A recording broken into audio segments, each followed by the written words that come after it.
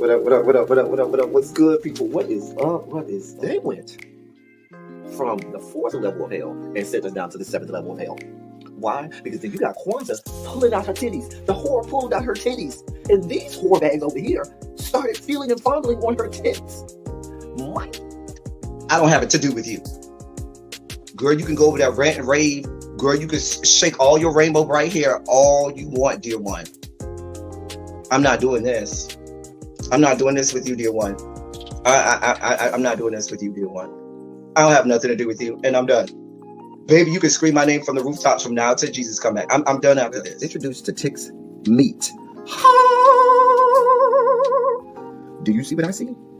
Did y'all really let, hello, casting, wardrobe, y'all let him roll up out of wardrobe with these fans on, giving us all of this, thinking we were not going to see it? We have been waiting with bated breath and anticipating all season long for the slightest glimpse, and y'all just put it out there this episode in all of its magnificent glory. Listen, that young man said, baby, you ate on this first date, you giving up the cooch on the first date, okay?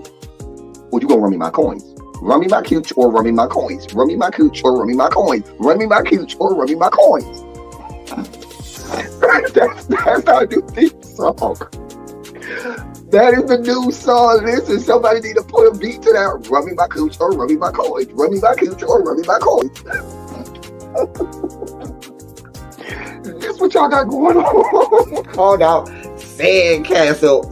Sand, bitch. Ow. Oh my God, it was so funny, girl. Woo, baby, listen, let me tell you something. This shit started to turn into the precursor for some gay porn. That's what I thought it was. Because Big T is getting all, the voice starting to go deeper and get a little more wet and moist and sentimental and all this shit. And it was real gay at this point. Like, I thought the bitches was supposed to, I thought Lil Bird was going to turn Big T around and do him like he did Uncle Cliff and do the grease it up with City Lou and ran right in there. It's not a coincidence that Big T started off the conversation by trying to find out if Lil Bird was fucking Mercedes, which he found out he's not. It's also not a coincidence that he would start talking about prison. Why? Because the bitches was probably fucking in prison. Girl. Uncle Cliff, you better go get your man. Big T got plans for that. Well, he had on look like something Big Bird vomited up or something like that. Like, I did not like it. That Big Bird couture he was going for, it did not work. Like the pastor of a gay mega church on Easter Sunday. Okay, it was way too much sequins. He had on way too much makeup. Baby, his face looked like Yana Van Zam's neckline. Okay, just way too much makeup, clumped here everywhere on his face. Get it together, sweetheart. Like, you're a big girl, so that gives you a whole lot of canvas. So that was a whole lot of makeup, honey. Yeah. Rico looked like he was auditioning to be one of the three kings, or he was auditioning to be the main character on Jesus Christ Superstar. Girl, Wayne, did you have on a blue thong or a blue G-string or something? If you did, I want to see it. If you have my DMs, I do want to see if you have a blue thong or a blue Joshua or something like that. I'd love to see it. Anyway, but I liked it with the turtleneck. Now, Troy.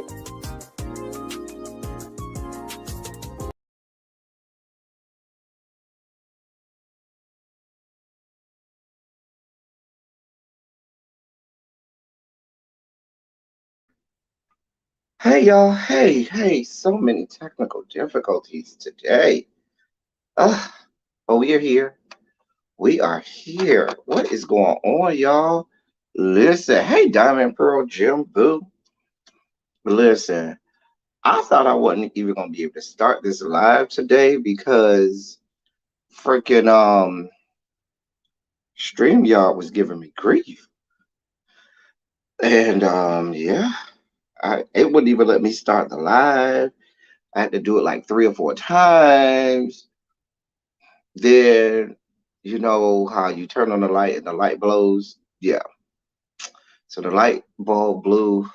So I gotta go get one of those. But child, we here. Hey, Diamond Pearl Jim. Hey, Tracy Boo. Hey, Tabitha Boo. What's going on, y'all? We are here to talk about some things, discuss some things. New spectacles, new glasses I picked up today. Actually, I got 2 new pair. This is one of the new pair of glasses. How y'all like these? Do they work with the aesthetic? Are they aesthetically appealing? Anyway, but we're here. So we got some things to talk about. I haven't done a politics of it all in a while. Hey, Cams, what's good, boo?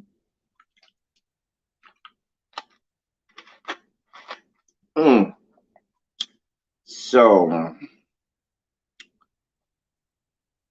um, let's start right in the deep end. Um, we're not gonna start off with sugar spikes yet. We're gonna start off with this. Thank you, Diamond Pro Gym. I got my ticket to walk on. I need to buy mine. I need to buy mine because I know tickets went on sale. So I do need to go buy my tickets to Wakanda Forever. Um, so I do need to go do that. I think I'm gonna watch it that Thursday night because that Friday I gotta go out of town. So I think I'm gonna end up watching it. You know how they do like the Thursday night midnight release or whatever. So I think I'm gonna do that. I'm gonna watch it on Thursday night, and then Friday night I will. I mean Friday I go out of town, so we'll do it that way. So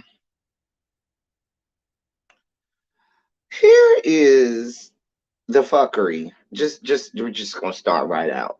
Just fuckery that's going on. So 2 days ago on Friday, hey Danny, I have to get my tickets too, and I need to get my Black Adam ticket and figure out how to cash in the free child. I gotta go to Jacksonville. I don't have a free weekend until December. I do not have a single free weekend until the month of December. My tickets for. Oh, you already got your tickets to Tabitha Chat. I need to get my tickets and I need to get my all white outfit together. Cause you got to have a ticket. You have to have a sickening all white outfit. You must be broken. You must be wearing unbroken white, like you're about to go through initiation or something. So yes, that is the color scheme, unbroken white. Now we'll let you get away with like if your jewelry is silver or if your jewelry is gold. Silly Saturdays are not completely out, but they're gonna be hard. They're gonna be hard because this I probably will be able to do. I will be out of town this Saturday, but there's a very real possibility I will be able to do Silly Saturday, so that might work out. But the following week,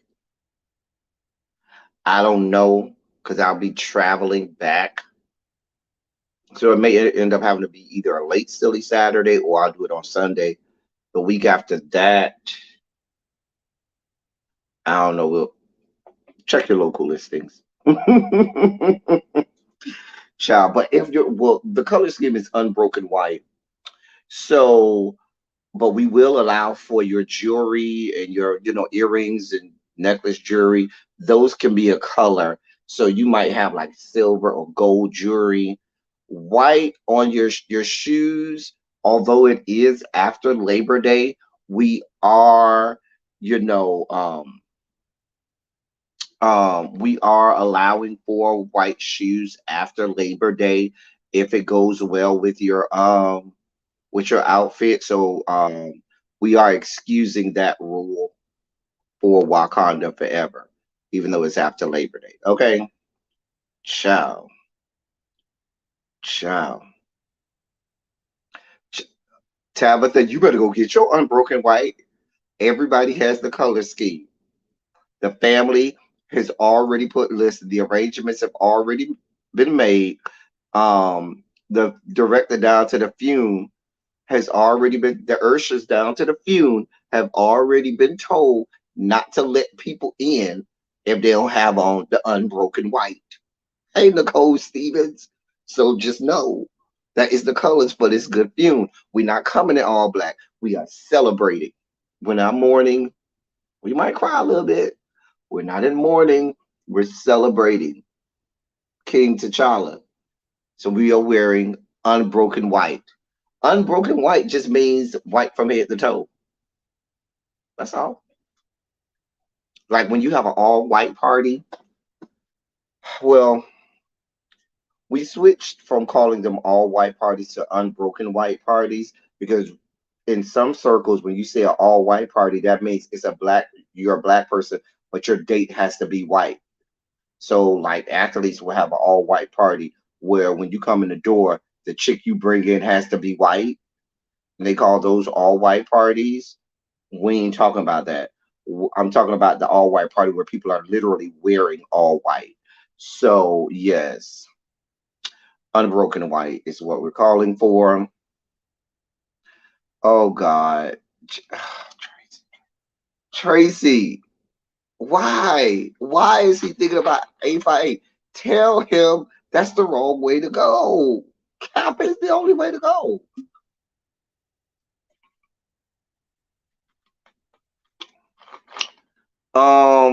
I don't even know what winter white is because I've never grown up. I've never really lived in a winter climate. So what is winter white? But we are suspending the rules for no white shoes after Labor Day.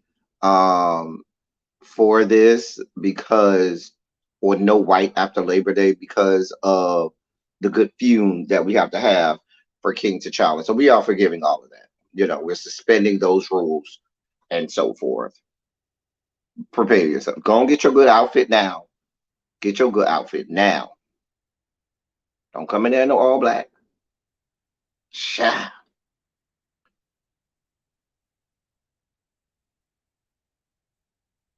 Hey, Diamond Onyx Boo. Oh, winter white is beige. Oh, okay.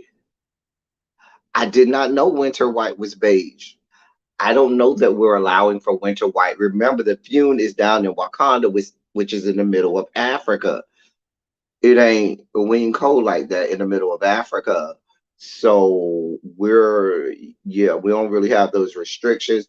We looking for white, okay? Unbroken white. Just saying. I told you we will make exceptions for your accessories, and maybe you got a little color on your shoes. We'll make exceptions for that. But everything else, unbroken white. We'll go with eggshell. We'll allow eggshell. We'll allow off white. We'll allow cum drop white.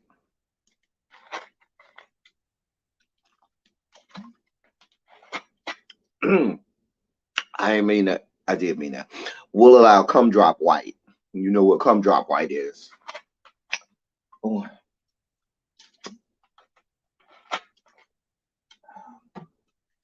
praise God from whom all blessings flow. Hey, coming to the stage, y'all. It is the famed, the fabulous Watermelon Sugar. And right behind her, throwing dollars, making it rain at said stage, is our friend and moderator, Jason. What's good, bro? What is good? Hey, look, hey, Volvo sliding up in here. It's rolling up in here. What's good, Cookie? All I have is off-white cream due to seasonal change. We will allow for off-white, eggshell, cum drop white, beige. Mm-mm.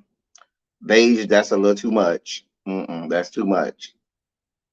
Now, if you want to have an all white outfit, but have like an accessory, like if you do like, remember how Prince T'Challa had the little scarf around the shoulder thing, and maybe that adds a little color to it.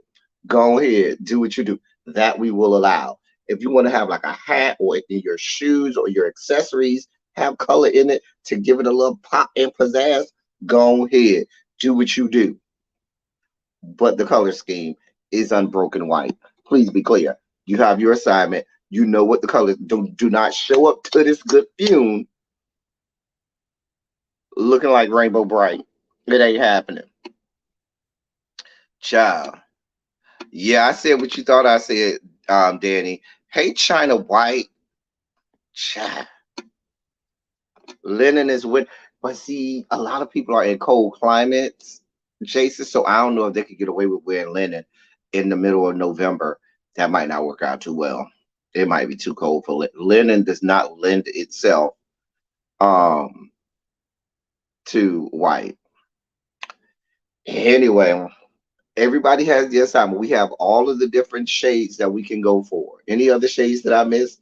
We said ivory, pure white, off white, eggshell, cum drop white, um, opal. We'll allow opal. Mm-hmm. Pearl white. Mm-hmm. Anything I'm missing? I'm just saying. Your makeup can be, you can go as far as you want with your makeup because we don't want you to look like a mime or a clown if you go with white makeup. Yes, you can do colors with your makeup. Now, it would be cute if you did like a little metallic silver makeup because you had on like some metallic silver accessories and jewelry and stuff, or like a metallic silver pump to go with it. That'd be sick, mate, with the little makeup. I'd be here for that. I don't know. I don't know nothing about makeup. I could be having you looking all crazy and stuff. Please don't take my advice. I don't know nothing about no makeup. I leave that to you and Abby. Watermelon sugar. I leave that to you and Abby. Yeah, Nicole, I know y'all can't wear linen up there. Linen is for hot weather. It is not for no cold. Child. You going to the store to look for a come drop white outfit? Child. Listen, I need all of y'all to go to the store and tape yourselves asking the lady, do y'all have come drop white? Y'all send it to me. I put it, show it during the live. I'll put them all together. Show them during the live. Do y'all have come drop white? I promise you, she gonna think you saying gumdrop white. I promise you, she gonna say gumdrop white. No matter about to say gumdrop white. I said gumdrop white. Gumdrop. No, I've never heard of gumdrop because I didn't say gumdrop white. I said gumdrop white.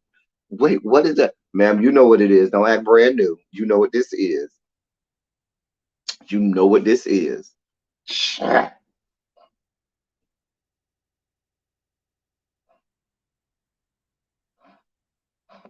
I believe you watermelon sugar because I y'all be doing all I don't know how y'all do that makeup stuff. That's way over my head. Child. It's 100 degrees to Little Mermaid white. You know what? Not Little Mermaid white. Oh dear God.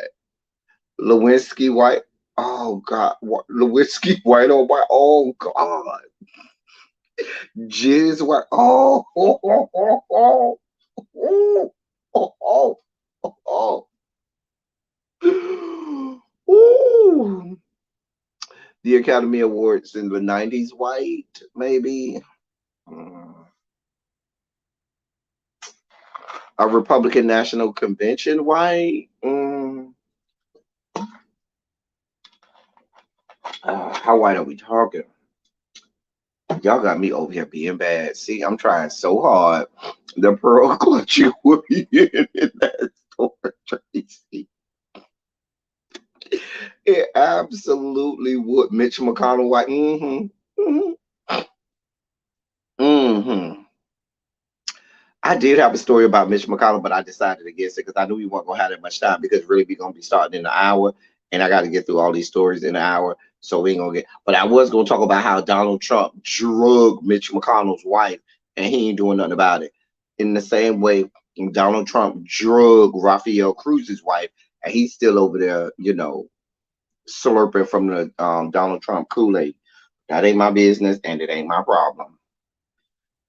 Praise God, from whom all blessings flow. Praise Him, all creatures here below.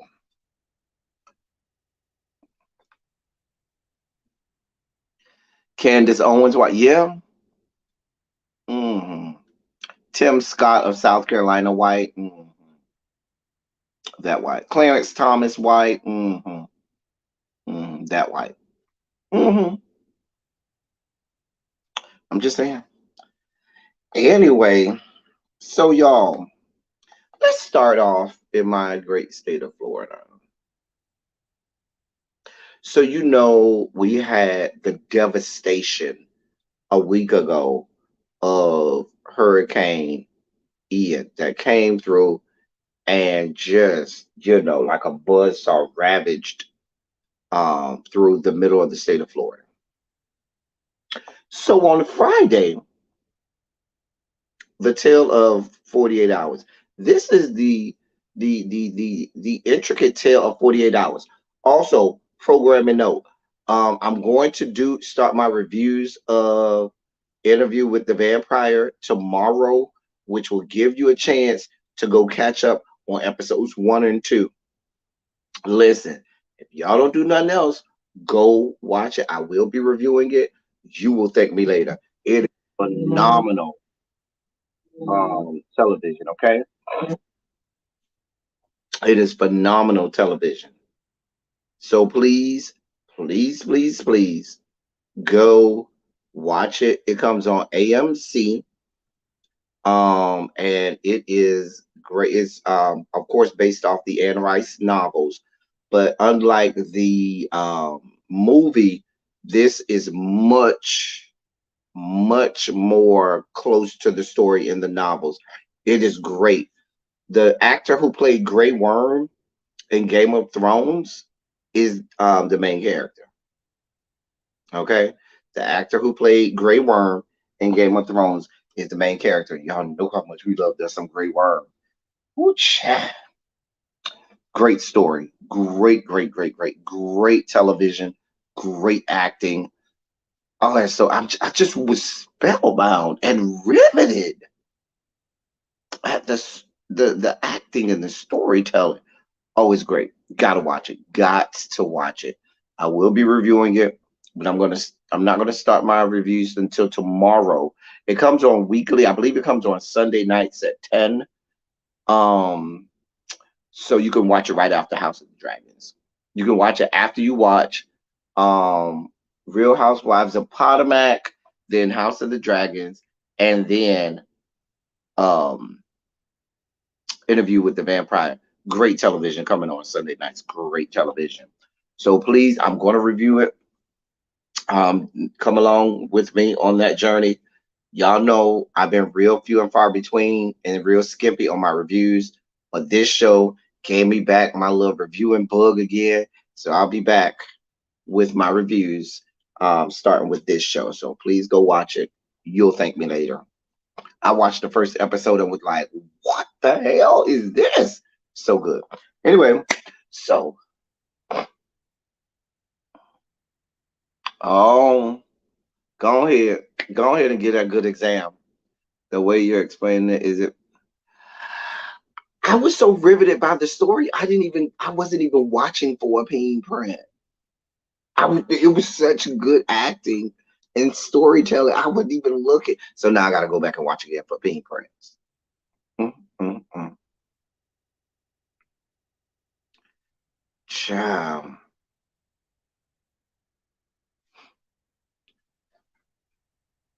Yeah, the first 2 episodes are up if you have AMC Plus. Now, I don't have AMC Plus, but I have some pirated websites where I can go and look at any television show um that is out there. So yeah, well, if you just need to watch the first, but I'm only gonna do Danny, did the second episode get released yet on television or is it just on the app? And they're gonna release episode 2 um on Sunday. Let me know. Yeah, yeah, it is. Tracy, I highly recommend it. I haven't been this excited since Lovecraft Country about a television show. Great, great writing, great acting, phenomenal. It's so layered and so deep. So go watch it. Because if they haven't released episode 2 on television, not just on the app, they will release 2 on. Okay, so what I'll do is I'll just do episode 1 and I will do episode 2 after this weekend. I'll already have episode 2 probably filmed and taped, but I won't release it until after Sunday, after the episode airs on Sunday. But it's great watching. All right, so a tale of 48 hours. Okay, that's what we were talking about. A tale of 48 hours. So on Saturday, Marco Rubio and Rick Scott senators, Florida, Florida, United States senators representing the great state of Florida, both Republican. They called on Senate leaders. Actually, it was Friday. They called on Senate leaders Friday to provide more funding to help Florida rebuild after the devastating Hurricane Ian uh, wiped out buildings, roads, power, and powerful millions of people.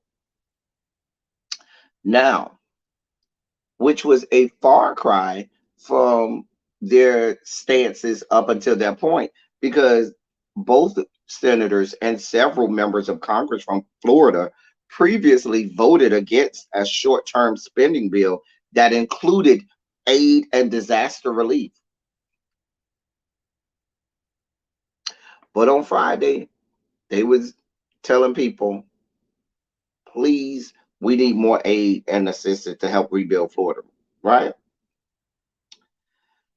Both Senators Scott and Rubio sent a joint letter to the Senate Appropriations Committee chairs that requested, quote, much needed assistance to Florida.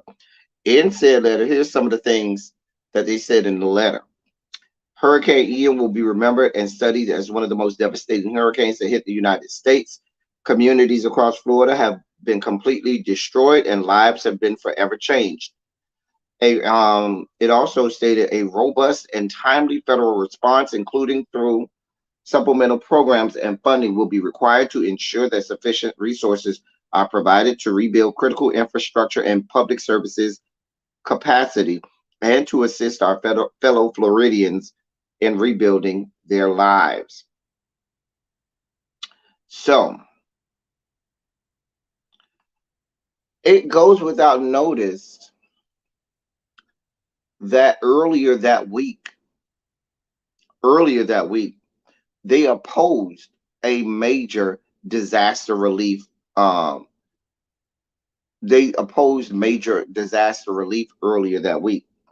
The Senate passed a stopgap bill Thursday of this past week, the day before they went begging for money.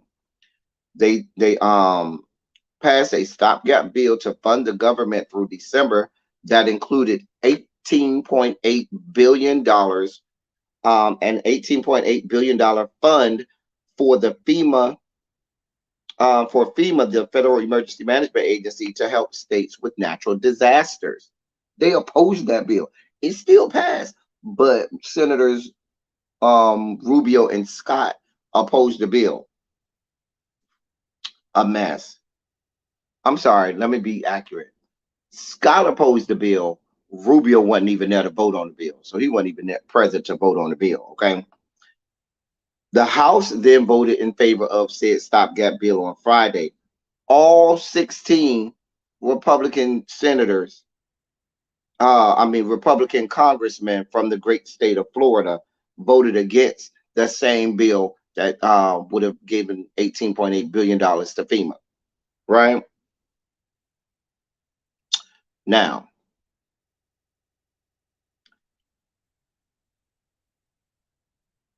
it should also go without saying that the governor death sentence told President Biden that he was expecting and needed the federal government to to handle, quote, 100% of the bill for rebuilding these parts of Florida, meaning they wanted the government to give them 100% reimbursement for what it costs to rebuild the infrastructure, these buildings, these people's homes, these cities, and so forth. Hey, Willie, what's up?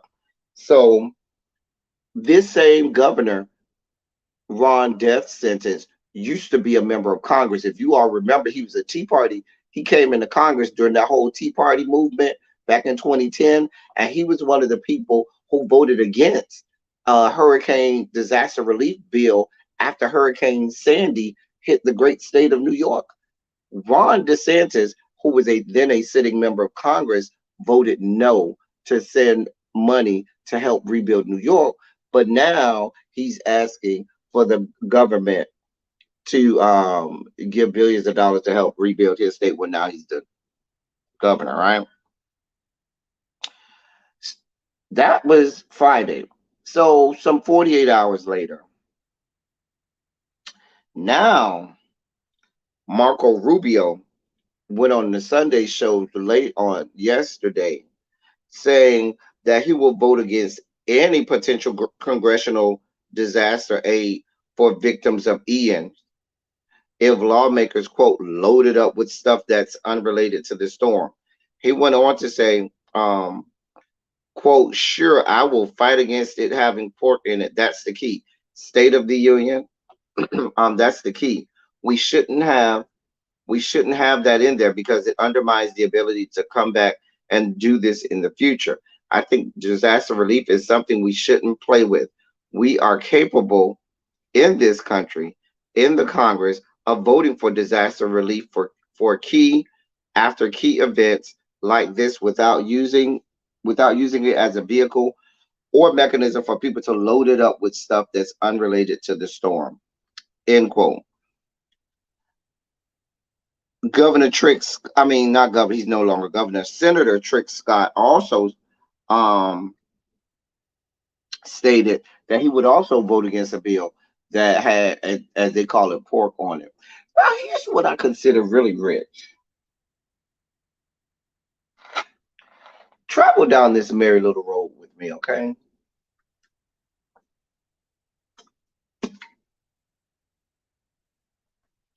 Travel down this merry little road.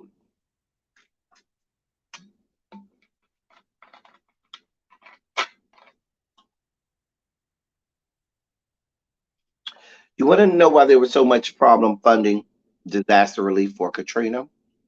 Because by and large, Katrina affected a large black population.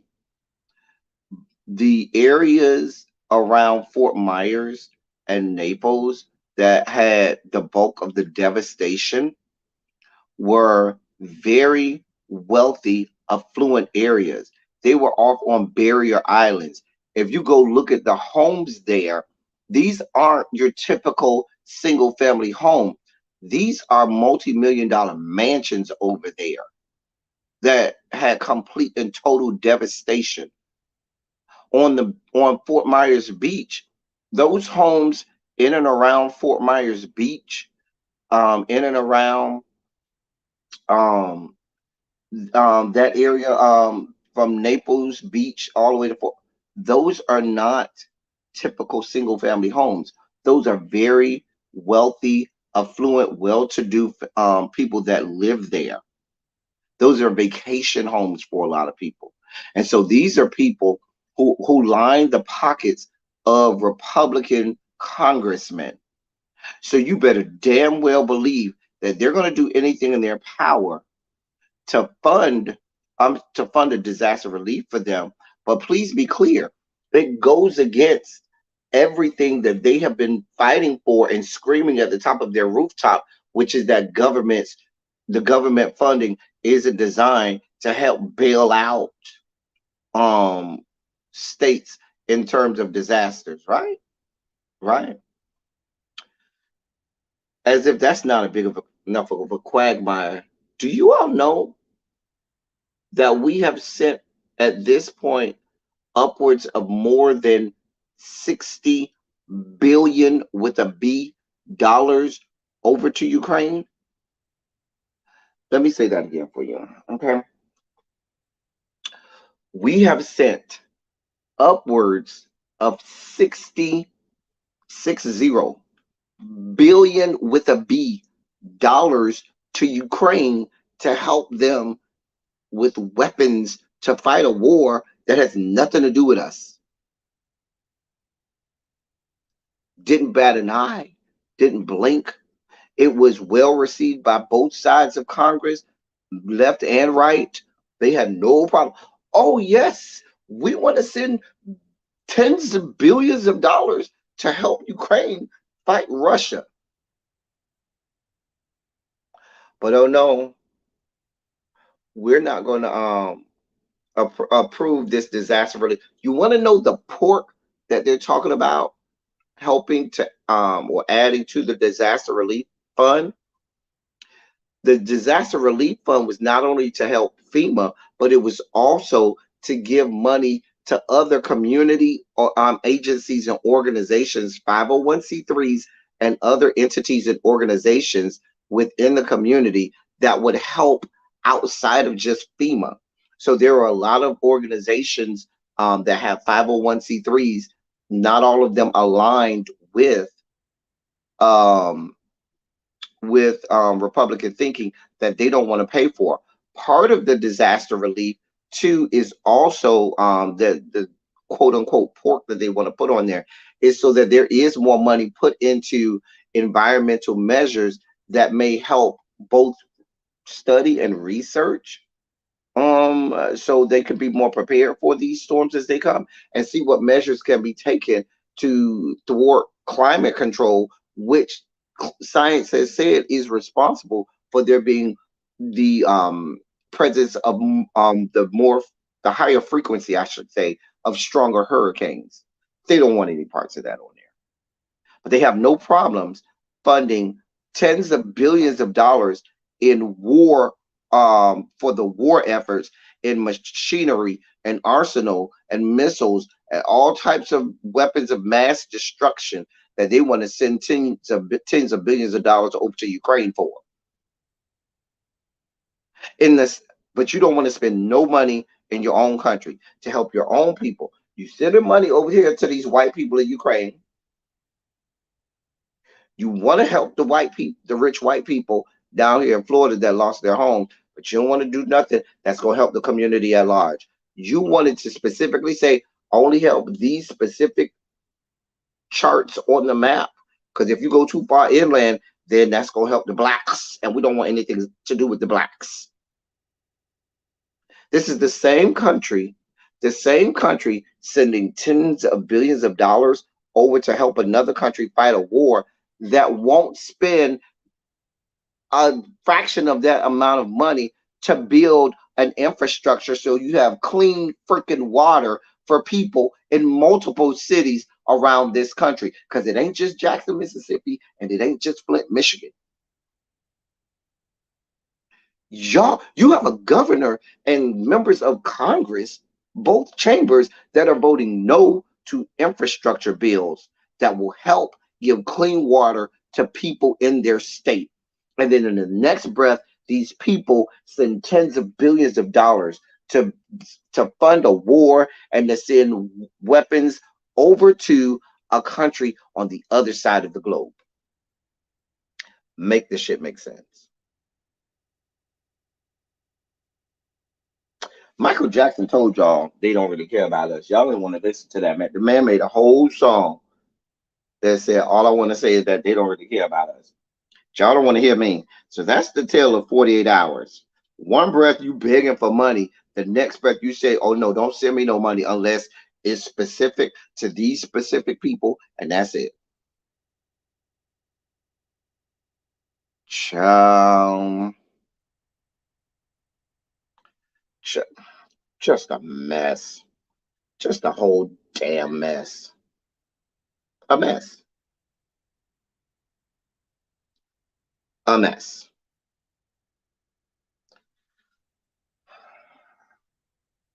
We'll keep y'all informed. Now, not governor, dear God, President Biden has already said that the United States government absolutely will fund the rebuild for this. And he did come out and say we absolutely will do this. But a lot of these things, the money and funding for this does have to be voted on, by Congress. It's a whole mess. A whole damn mess. Just a mess. A mess. Wow. Oh, I have a surprise. It is our sugar spike moment, y'all. And I have, instead of me singing my regular sugar spike song, I have a surprise for you. I got a whole sugar spike interlude. Y'all ready for our sugar spike interlude? Y'all ready? Y'all ready? Y'all ready? This is our sugar spike interlude. Go. Taste the biscuit. Taste the goodness of the biscuit. Taste the honey sauce. Taste the goodness of the biscuit with the honey sauce. Get your honey sauce on me. I don't like the way it mixes with my chicken wings. Get none of that honey sauce on me. I don't like the way it tastes on my chicken wings. Take us out, Moose. Taste the biscuit. Holy Ghost will tell you, don't wait at the church. You can win it. Call my mama side. Jesus. I wish somebody help me. And that, ladies and gentlemen, signals the start of our sugar spike moment. Yes, yes, yes. Yes, yes, yes. That, ladies and gentlemen, signals the start of. Should I play it again? Should I play it again? One more time? No, one more time. Cam's done already calling it foolishness. See what I'm saying? Cams, we can't enjoy our sugar spike moment. I mean, we about to get mad. They about to make us spike the hell out. Hey, Tanya, boo. No, we're not. Don't play it. Okay. I won't play it anymore. God, I thought y'all would have liked it. Now y'all telling me you don't like it. Don't play it anymore. Okay, I won't play it anymore. I will delete it off the thing. God, people are so hard to please.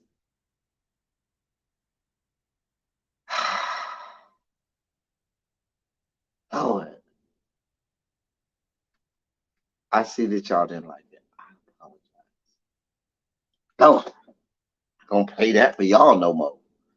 God. Anyway, y'all so mean to me. God. In our sugar spike news today, dear God above, Lord, here I am. I done spent time, effort, and energy. And you people don't even like the energy I put into it. This is why we can't be nice to people. Lord. So we're gonna start our sugar spike segment with this. Oh yeah, who's that? Who's that? That's y'all's boy. Y'all boy.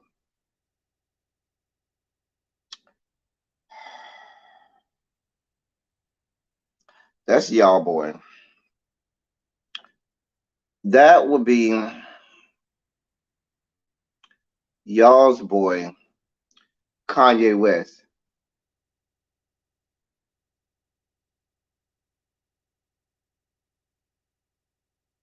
That was y'all's boy, Kanye West. He had a surprise show in Paris, and he rolled out. Well, he rolled out there during his show, um, with this shirt on. With what shirt? Oh, I'm sorry, I took it away. With this mess on, y'all's boy.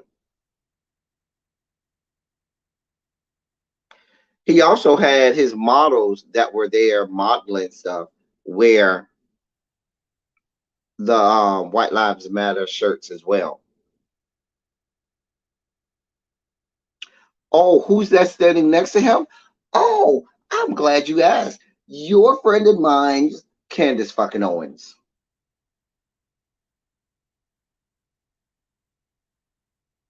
Mm-hmm. Mm-hmm. Yeah, I forgot to mention that part. Mm-hmm. I forgot to mention that part. That's your friend of mine's. Um, she's not black. She's black presenting. She's known as Candace Owens. Of course, she would never have her shirt be black. Of course, her White Lives Matter shirt must be white. You want to know somebody who knows about unbroken white? Ask Candace Owens. She could tell you all about it. Just a mess. Just a damn mess. Just a goddamn mess. Just a mess.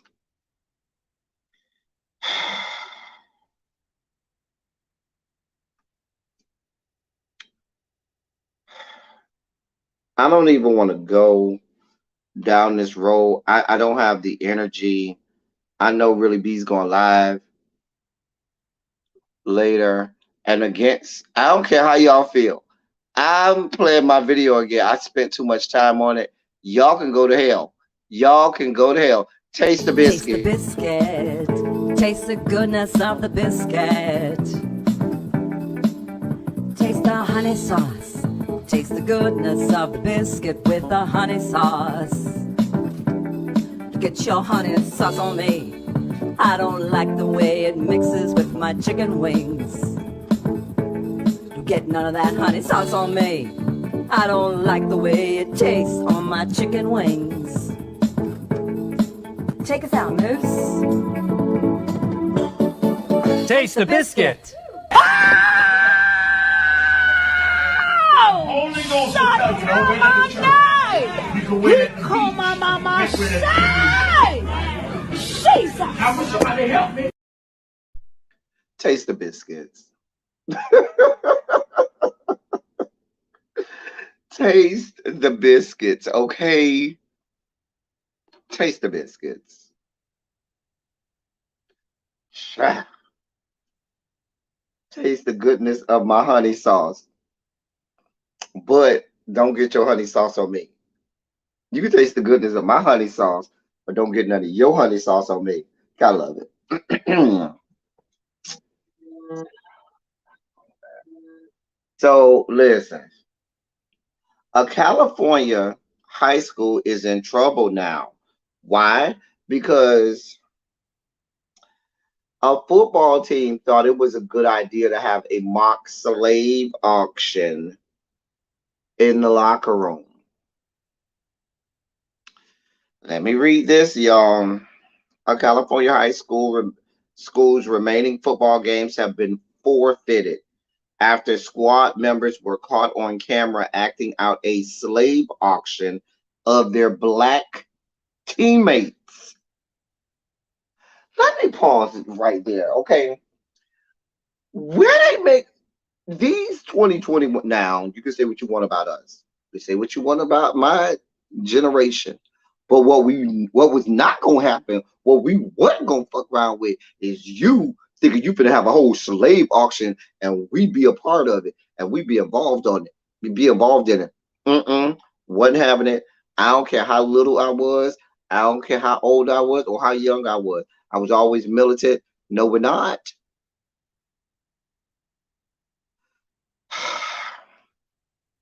Let me read this again. Let me start back over. A California high school's remaining football games have been forfeited after squad members were caught on camera acting out a slave auction of their black teammates.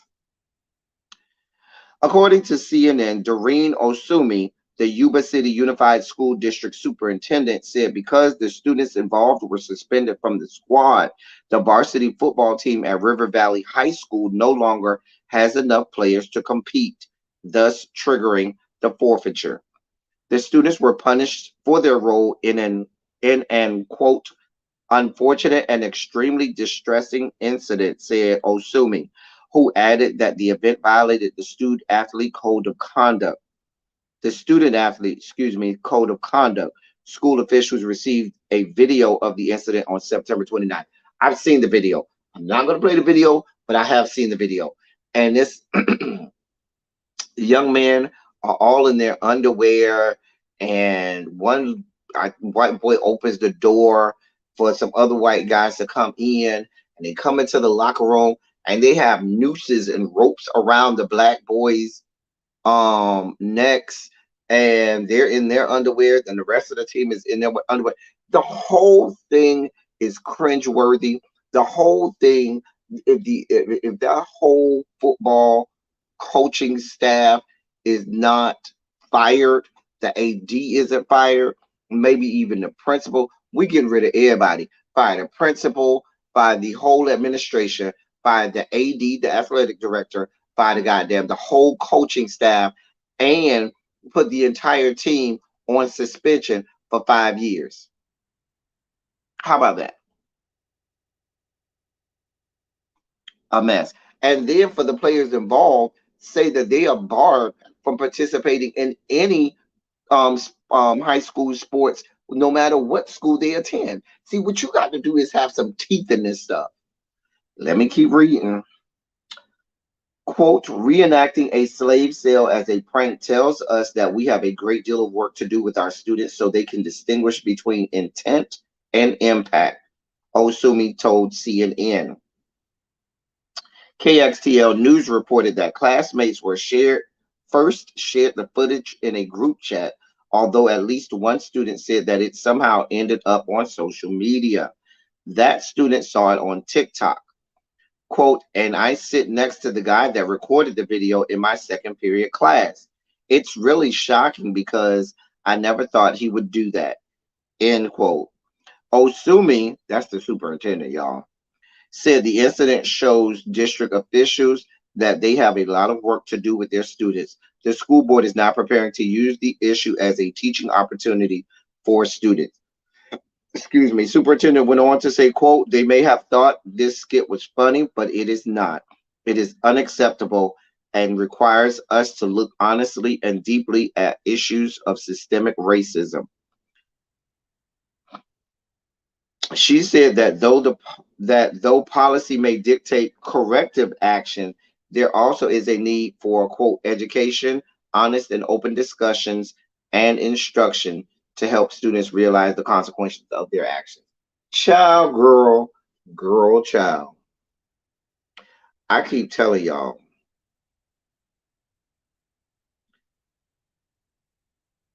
Whitney Houston lied to us when she said, I believe the children are our future.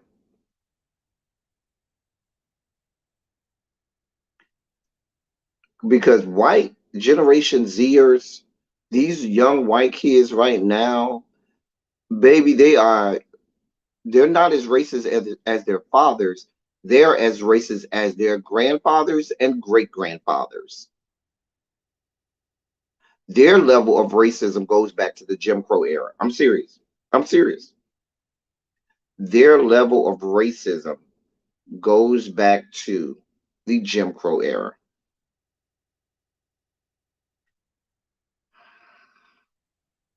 You saw the video, Tanya. It's disturbing. Listen, and that's the other thing. How are our black boys and just black children in general, whether they're boys, girls, or non-binary, how are they in the frame of mind where they just allow themselves to be subjected to this? Because please understand, yours truly, and I was always a little bitty something. Baby, you weren't gonna put me through all of that. And I've been through some things in my life, but what I was not gonna have is white people subjecting me to slave auctions. That's what we were not gonna do. But it's par for the course for football. The whole NFL combine is nothing but a goddamn slave auction. The NFL combine, along with the NFL draft, combined, that's nothing more than slave auctions. Because you got the combines where they have these men, and they have on the spandex compression, shirts and pants and stuff like that, or damn near naked, so you can look at all of their bodies. They do go through all of these drills and tests. They get poked and prodded while white owners and white coaches sit up high looking at them, figuring out which one they're gonna pick out. And then you go to the NFL draft and they have the culmination of the slave auction.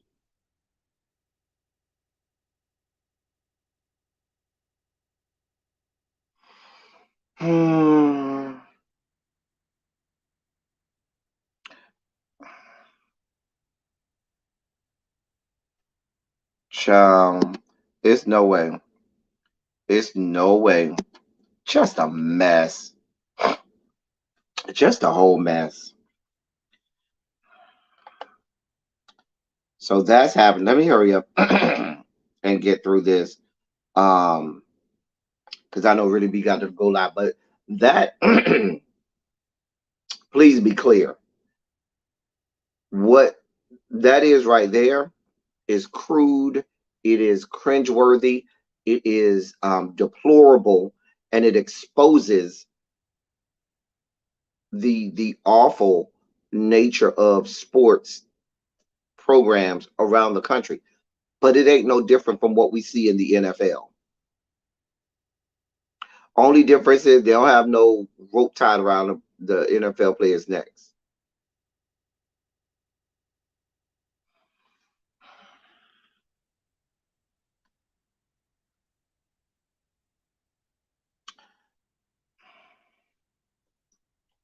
I don't even got no candy over here because I'm about to spike the hell out.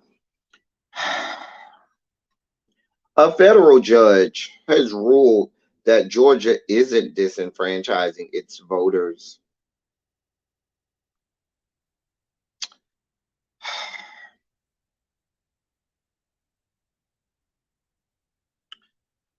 With a little more than a month to go before Georgia voters choose their next governor, a federal judge ruled against the voting rights group started by Stacey Abrams, the Democratic nominee, in a lawsuit over whether the state engaged in voter suppression.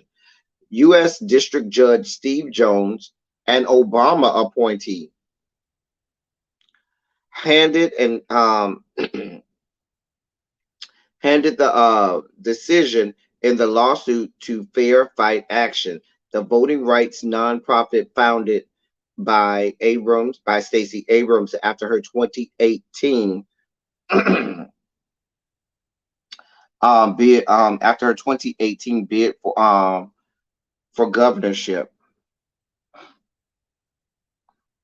Brian Kemp was then Georgia's Secretary of State and is again Abrams' opponent in the gubernatorial race, although this time he's running as an incumbent. The crux of the lawsuit was that a number of voting rules that were put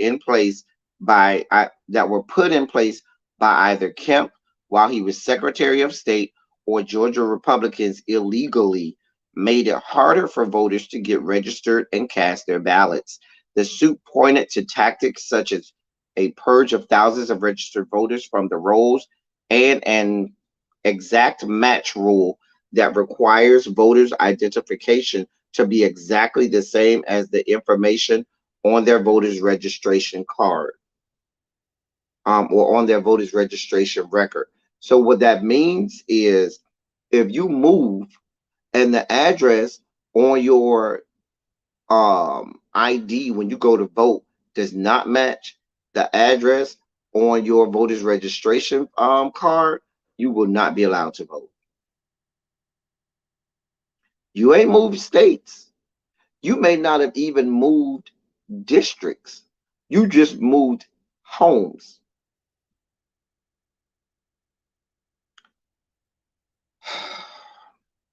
Georgia's exact match system places nearly 50,000 Georgians who are registered to vote on hold.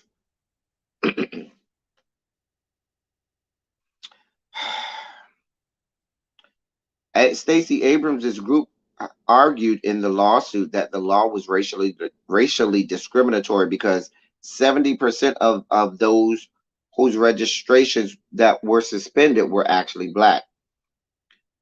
It is a poll tax. It absolutely is a poll tax, Cams. I'm sorry. So 70% of the people who have been systematically, I should say, not systemically, but systematically purged and removed, and who could also be affected in this exact match rule are black. Mind you, black people don't make 70% of the population of Georgia.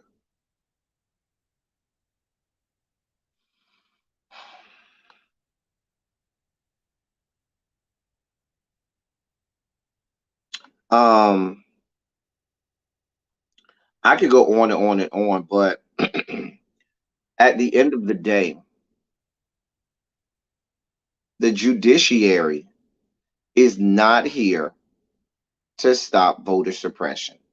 The judicial branch is not here to stop us from going back to a time where you're going to have a freaking jar in the front of the poll worker, and they tell you to count how many beans are in that jar. And if you are off by more than 2 beans, then you're not going to be able to vote. We're going to go back to a time where they tell you, give me all of the middle names of every president that has ever served in the United States of America. You're going to go back to a time where they say, give me the maiden names of all of the first ladies we've ever had in this country. We're going back to those dates, to those times. Mind you, you know what's going to end up happening.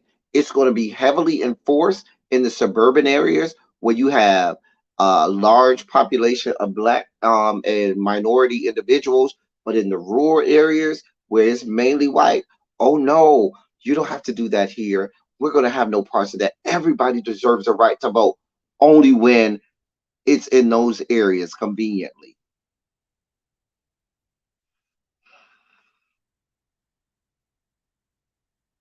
But people are continuing to beat the drum. You know, they've already started to beat the drum about how they'll need to vote. They don't feel like it's important for them to vote. Just a mess.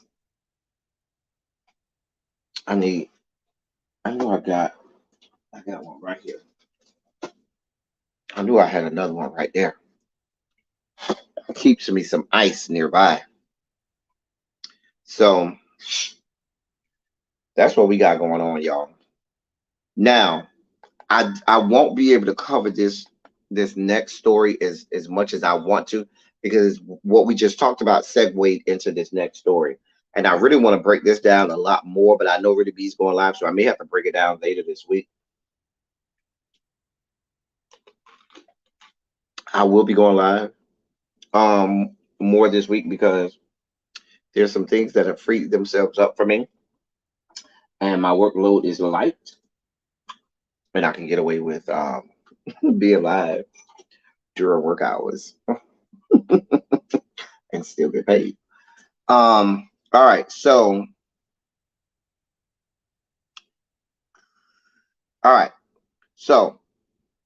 the Supreme Court reconvened its well, not reconvened, but convened its new session. And Ketanji Brown Jackson, today is her first day on the bench, and there are several cases of note that is before the Supreme Court. One of 2 cases before the Supreme Court directly involves voting. If you all remember, on this platform, on this channel, in our Politics of It All, we had been covering the case in North Carolina where there was the gerrymandering and where they were changing the voting districts so that I believe it was 7 districts that were either blue or purple, have the way they redistrict or redrawn the lines. All 7 of those districts are now red. So we have, I think they only are left with like 2 districts that are blue in the whole state of North Carolina, based on how they carved out the voting districts. When before, I think it was like, I think North Carolina had like 14 or 17 or something like that. It was closer to half and half. There were still more red districts, but there were a much more blue districts. Not anymore. So there is a case before the Supreme Court, and that's the one in North Carolina. Let me read this real fast. The justices will hear an election law case that could hand state legislatures sweeping new powers over how voting maps are drawn and federal elections conducted. GOP lawmakers in North Carolina are appealing a ruling by their state's top court, their state Supreme Court, which found that a new Republican-drawn voting map amounted to an illegal partisan gerrymander. The Republican challengers have urged the justices to rule in their favor by finding the Constitution's election clause hands state legislatures near total control over how federal elections are carried out in their state, a theory known as independent state legislature doctrine. We talked about ISLD We had a whole lot where we broke down ISLD and we talked about that about a month or two ago. There was about a month and a half ago.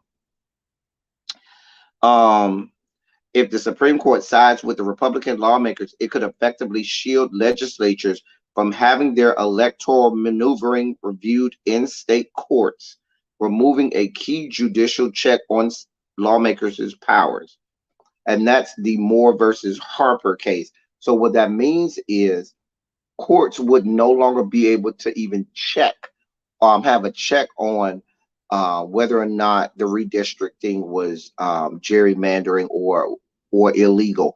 There would be nothing you could do um, to stop a state legislature from doing that, and essentially securing them votes in that respective state.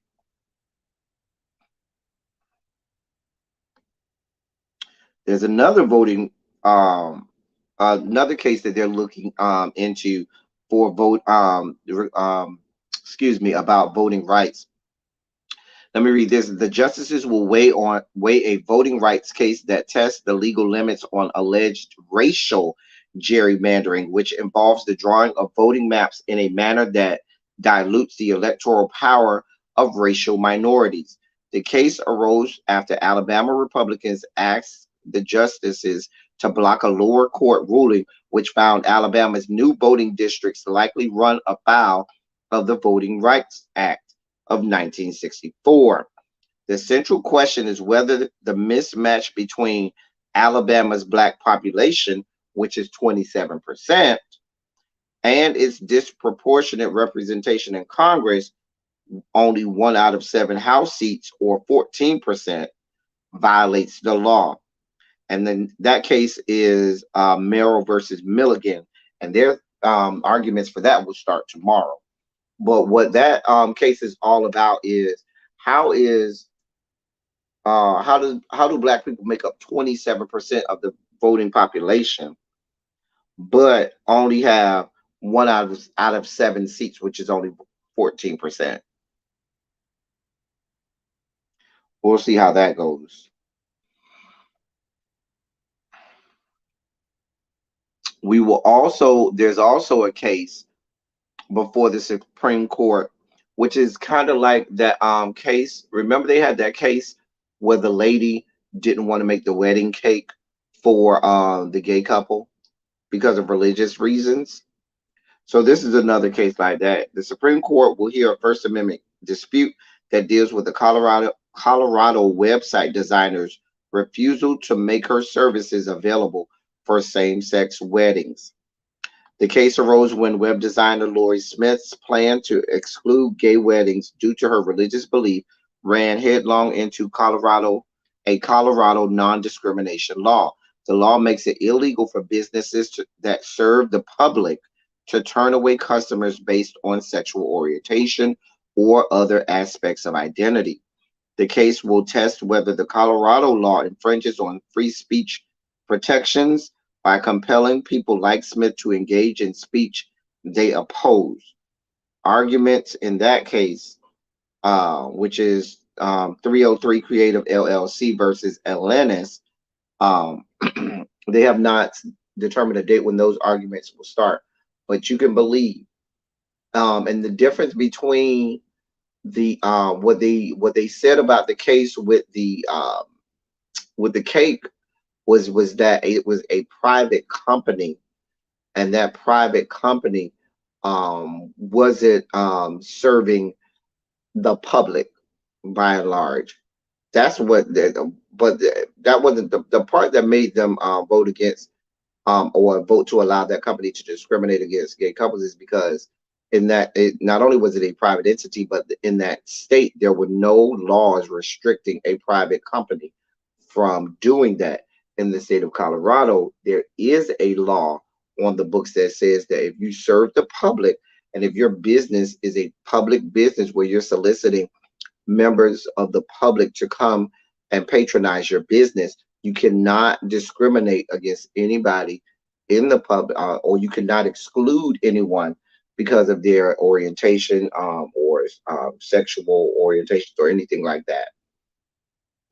We'll see. Because once you start doing that, that's going to open the floodgates, which means that all anti-discrimination laws will be up for debate. All anti-discrimination laws would then be up for debate and up in the air, because remember, they validated racism through religion. Remember, they used the scripture with Ham allegedly looking at his father naked, Noah naked, and saying that all of the descendants of Ham were black allegedly, and that's why slavery was, it was okay for black people to be slaves because the Bible ordained all kinds of foolishness.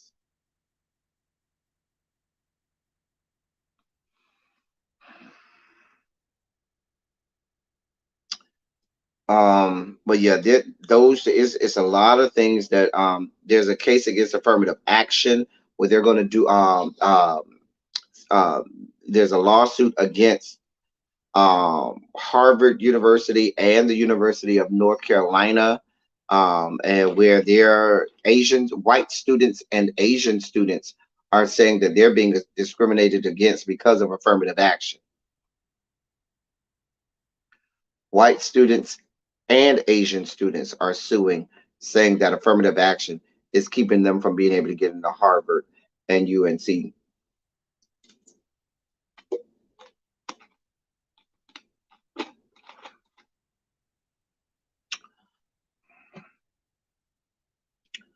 Whites and Asians, because as much as y'all be people be out here screaming people of color, the Asians don't consider themselves to be a part of that umbrella until it's convenient, until it works in their favor. They don't want to be they don't want to be parts of that.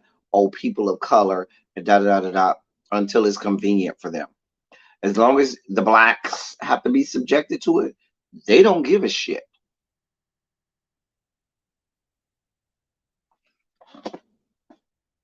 Why you think they so gladly said, "Oh, y'all want us to partner with y'all white people? We'll gladly do that."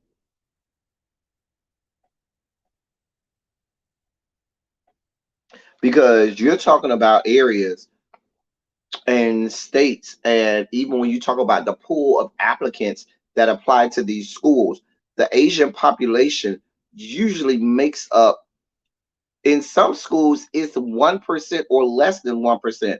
In other schools it's maybe 5 to 10%. I know because I worked in an admissions office for a long time. Okay, they make up a very small percentage, but when you look at the number or the percentage of them that are admitted into the school, you'd be baffled. Their admissions rates are in the 90th percentile, whereas for blacks and even Hispanics and some other minorities, their admissions rates dwarfs in comparison.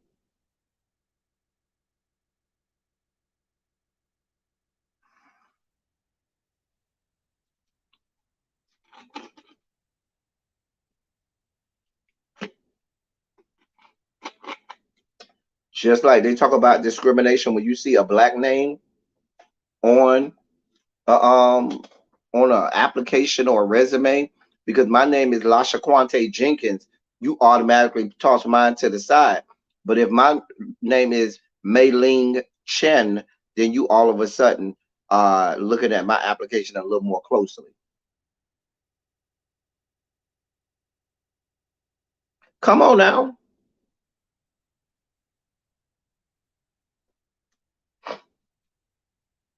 Oh no, Cam.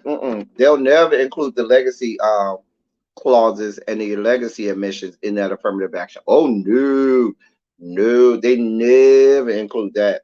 Mm-mm. Mind you, it'd be the legacy people that be fighting the hardest against affirmative action. Excuse me,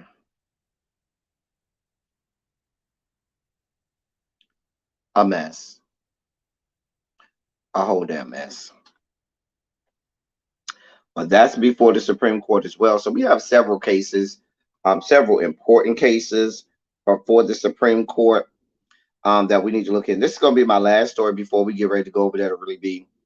So we come to find out that the FBI was investigating Hate Retha for some 40 years.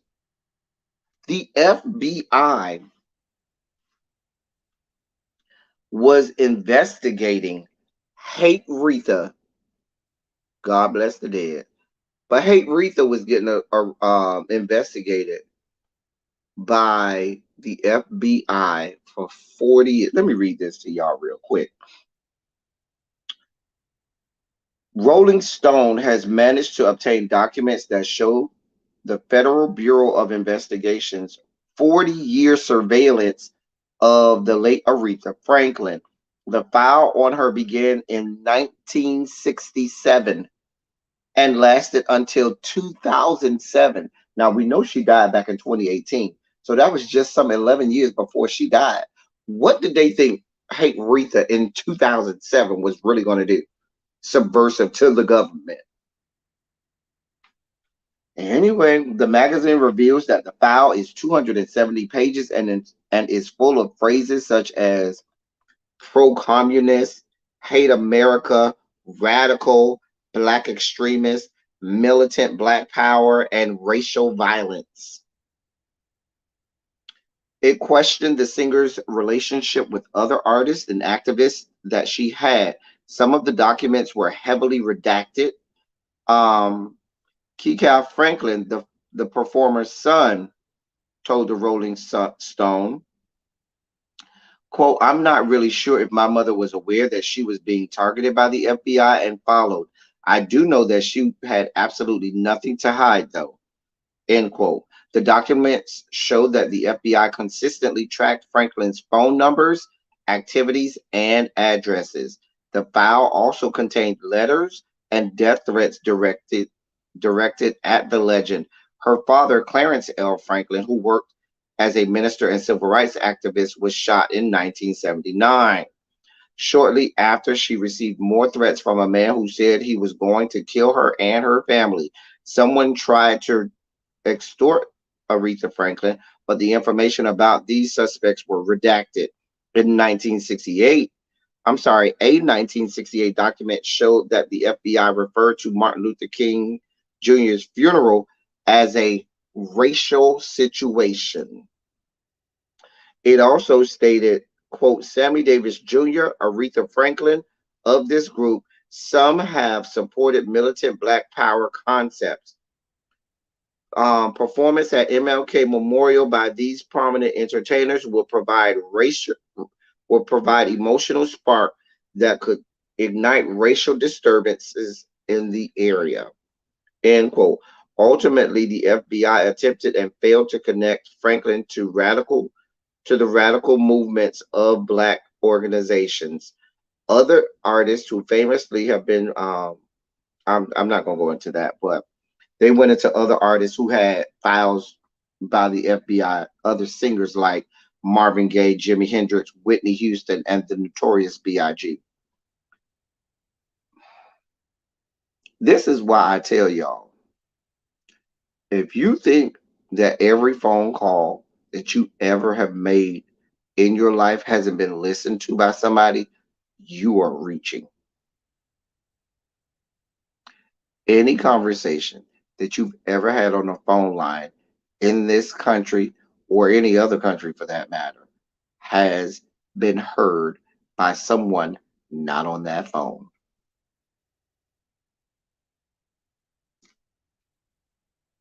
What did they really think Hate Retha was going to do?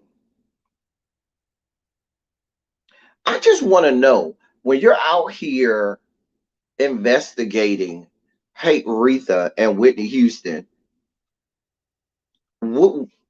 please explain to me the rationale, because you're wasting my taxpayer dollars and government funds to go. But this is the practice. This was the practice. Remember, and I have to applaud not so much the Whitney Houstons of the world and Notorious B.I.G.'s of the world, was especially Aretha and that generation, they absolutely was here for the movement. They absolutely, whenever they were asked to sing at a rally or at meetings or at funerals or different events, major events, they answered the call. They went because they understood who they were, their importance to the movement, their importance to the Black community, and everything that it meant for them to be involved in those things. Singers during a certain era, especially the Whitney Houston era, they stopped doing that. They just were not a part of that. They just really were not. Some were. Like you had some singers like Patti LaBelle, and there were, but remember, Patti LaBelle is a part of that old guard that was here for that. Remember, Patti LaBelle did a whole lot for the AIDS movement and HIV research, and a lot of concerts and rallies and things that they have for that. So there were some, but there's a generation of singers and performers that's just not what they did, and that's unfortunate. It's very unfortunate. You have to applaud some of those, that old guard that came up through the 60s and 70s that were here for it. Um, We Are the World was for Africa. Whitney Houston wasn't in We Are the World. I think that was before Whitney Houston really got big though, because We Are the World came out in '85, and I think Whitney Houston's first album came out in '85 too. So Whitney Houston wouldn't have been big enough. But hell, they had some people that wasn't that big in We Are the World, but that's a whole nother story.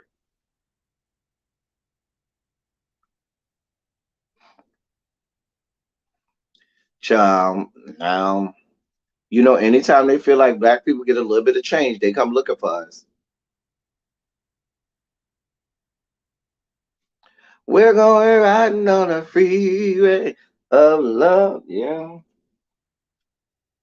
Hate Rita. Now, we love us some Hate Rita over here. I like it. Even though she was a hater. We still like Hate Rita. She has some songs that I like. I wasn't the biggest Hate Rita fan, but I ain't gonna never deny that woman's ability to sing. I just, y'all know, I have a thing about women who have that raspy, airy, ethereal sounding voice. I'm not a big fan of it. Very few times in my opinion, like it depends on the song or their, but I'm not a fan of the raspy, airy, ethereal voice on women. I could deal with it with men, but not with women. Child. But yeah, so they were looking at now. It's after 6:30, y'all. We about to get up out of here. I know Really B is either live or getting ready to go live. So I'm gonna send y'all over there. Listen, I'll be live more this week. Don't forget, like I said, go and watch Interview with the Vampire on AMC. Episode 1 review. I'm gonna try to have up by tomorrow. Excuse me. So I give each of you all a chance to go and look at it, and then I'll have episode 2 up next week after episode 2 comes on Sunday. I've seen episode 2 already, but it hasn't aired on television yet. It's just on the app, and I'll have that up on Sunday. I mean, after it airs on Sunday, maybe Monday, I'll put it up. So, yes, I highly recommend it. We're gonna have so much fun with this. Go watch it. I think they did a really good job. If you've read the novels, of course, when it's a television adaptation, or they, it's adapted for screen, be it the big screen, um, or the small screen, it still, there are some things that they just can't, that just doesn't translate well. But this is much better than the movie was, and much more accurate to Anne Rice's books. So please go watch it. Great acting, great story being told here. I will be reviewing it. I will be looking for y'all in the comment section. I will be looking for y'all in the comment section. Anyway, that's all I got for y'all. As I always say, I love y'all. I love all y'all. Thank you all for being vocal, present, and active. Thank you for doing what you do. Thank you for any and all contributions that you make to the channel. They are much obliged. They're much appreciated. We're about to get up out of here. We're about to go and watch where to be. We'll be over there. Until next time, thank y'all for coming. Y'all drive safely. I'm out.